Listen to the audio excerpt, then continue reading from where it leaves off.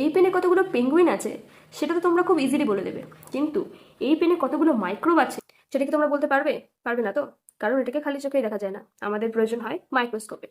তো এই ভিডিওতে মাইক্রোস্কোপি সংক্রান্ত ইম্পর্টেন্ট প্রশ্ন আলোচনা করবো।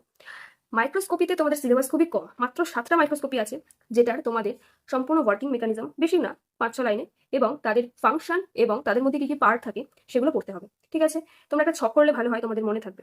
এছাড়াও কি কি ইম্পর্টেন্ট প্রশ্ন ডাইরেক্ট আসতে পারে সেগুলো তোমাদের আমি বলবো। ঠিক আছে, নোট ডাউন করো। Difference between dark field and bright field microscopy.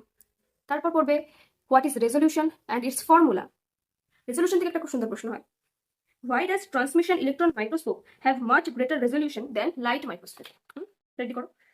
What is same and what is tame? What are their differences? Okay. Define retractive index and numerical aperture with the formula. Uses of oil immersion in microscope. 100x objective oil immersion use করা হয় কেন সেটা পড়বে। Last পড়বে what is রেজলভিং পাওয়ার। রেজলভিং পাওয়ার কিন্তু আমাদের পরীক্ষা এসেছিল, তো তোমাদের জন্য ভীষণ ইম্পর্টেন্ট। আর হ্যাঁ, টপিকগুলোতে যদি কোনো প্রবলেম থাকে আমাকে অবশ্যই কমেন্টে জানাও, আমি চেষ্টা করবো একটা সেপারেট ভিডিও করার, যেখানে তোমাদের ডাউটগুলো আমি বুঝিয়ে দেবো, বাংলাতে, ইংলিশে, যে ল্যাঙ্গুয়েজে তোমাদের প্রেফারেন্স সেটাতে বুঝিয়ে দেবো। তো কমেন্টে লেখো, দেখা হচ্ছে পরের ভিডিওতে।